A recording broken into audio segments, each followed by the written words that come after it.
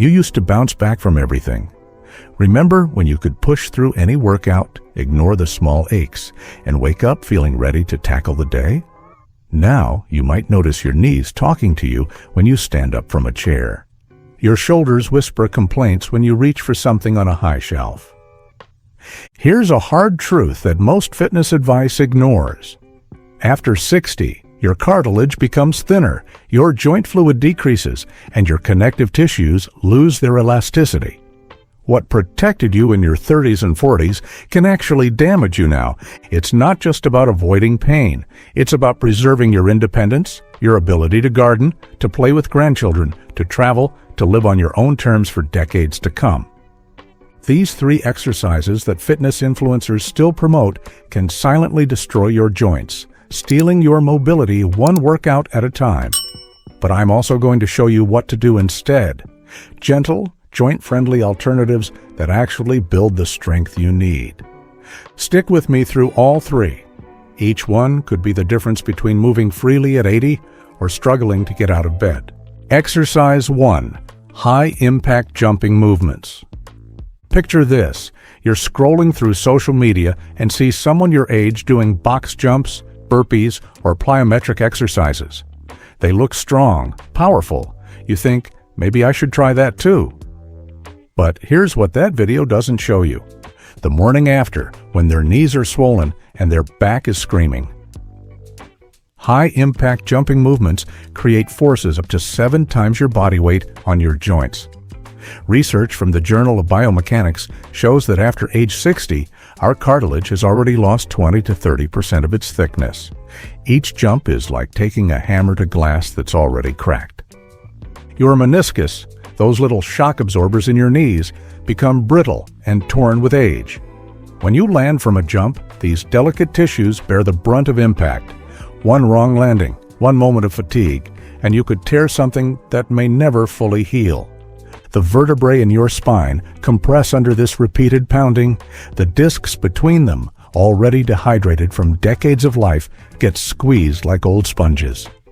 This is how chronic back pain begins, not with one dramatic injury, but with thousands of tiny traumas.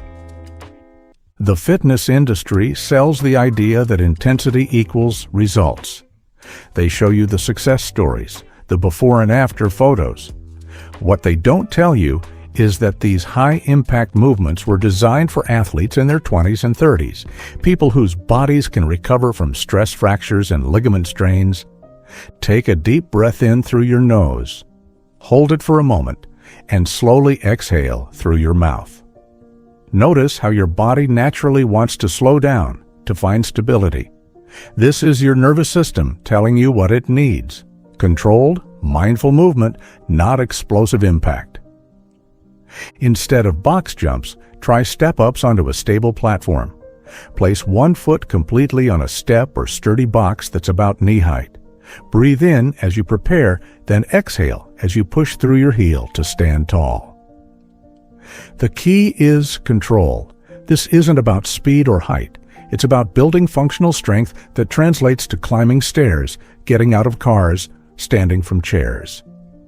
For the beginner, use a lower step, even just a thick book or the bottom stair in your home.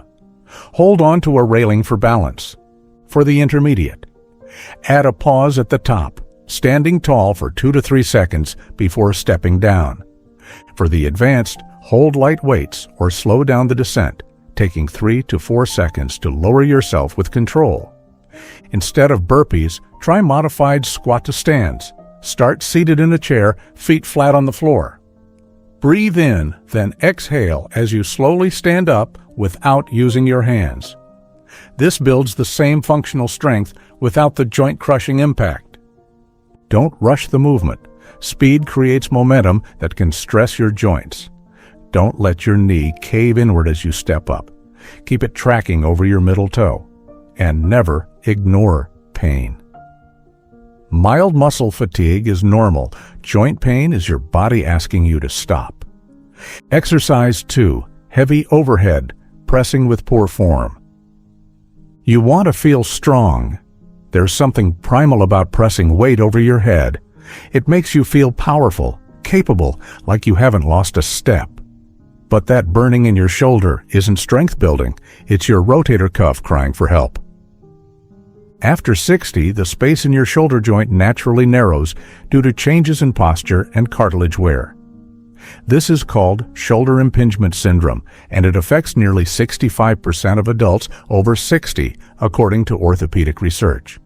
When you press weight overhead with poor form, arching your back, shrugging your shoulders, or pressing too heavy too fast, you're forcing inflamed tissues through an already crowded space.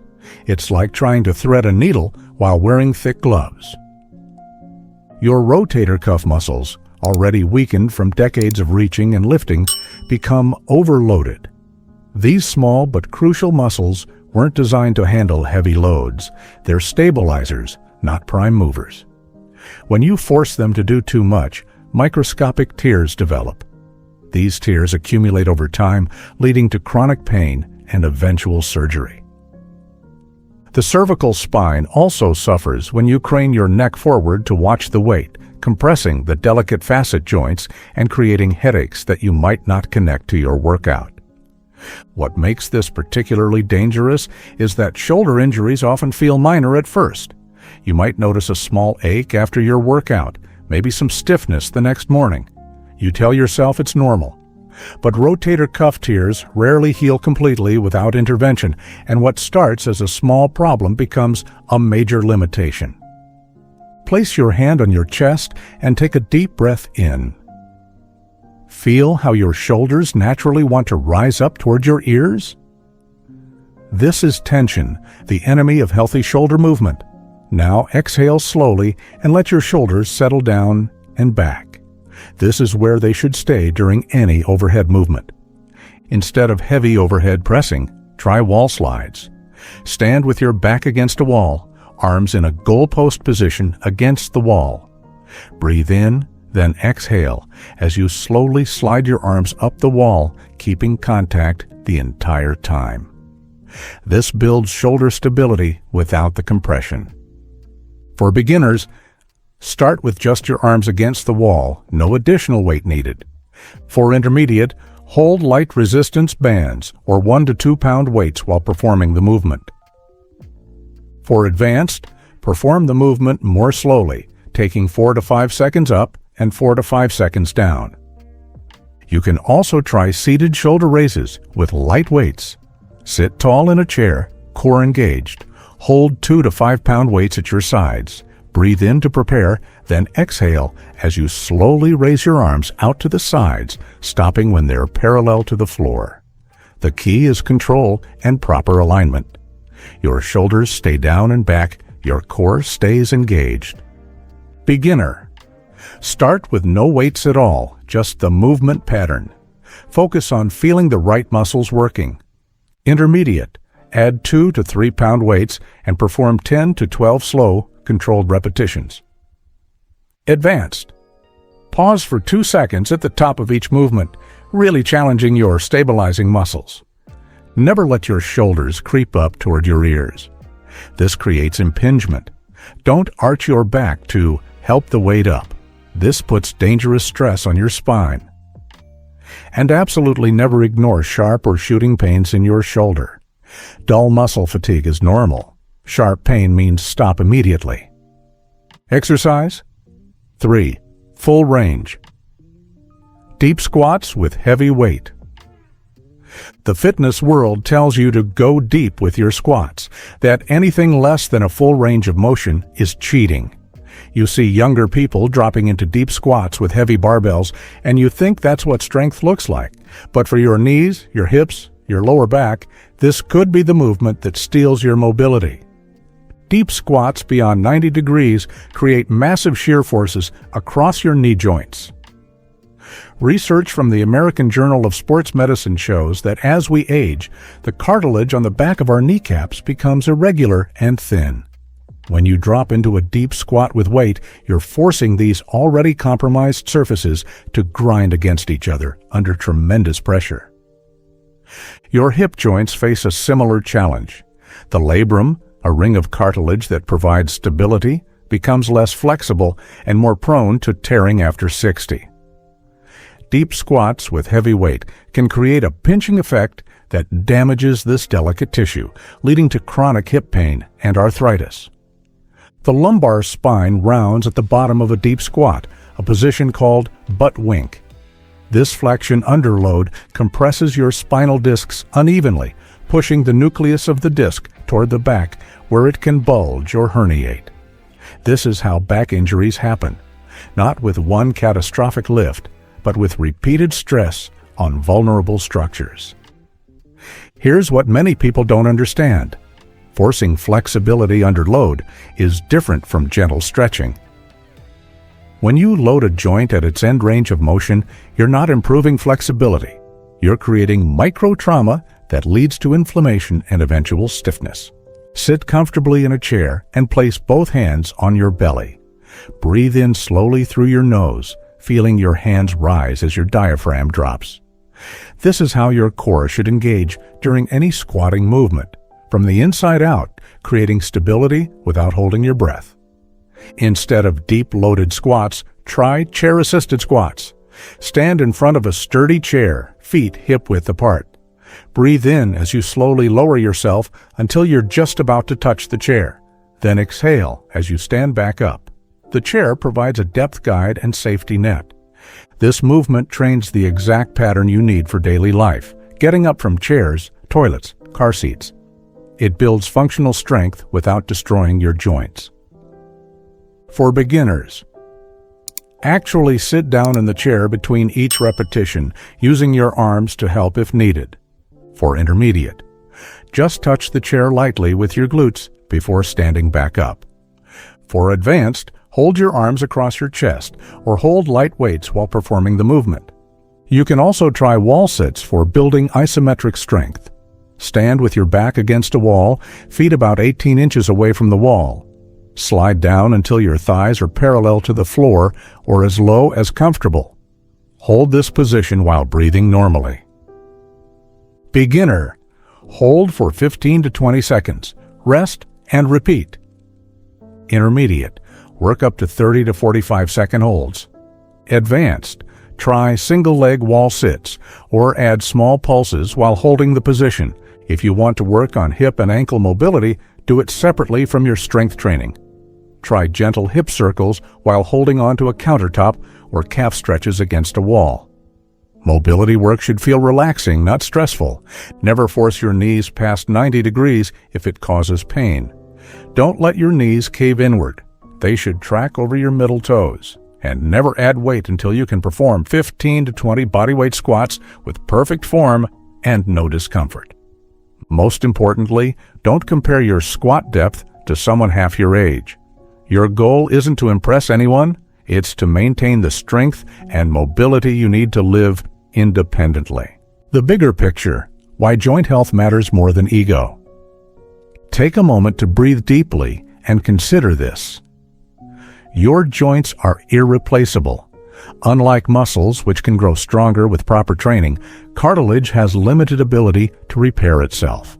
Once it's damaged forever. This doesn't mean you should stop moving, quite the opposite. The right kind of movement keeps your joints healthy by promoting circulation and maintaining range of motion. But there's a world of difference between joint-nourishing movement and joint-destroying exercise.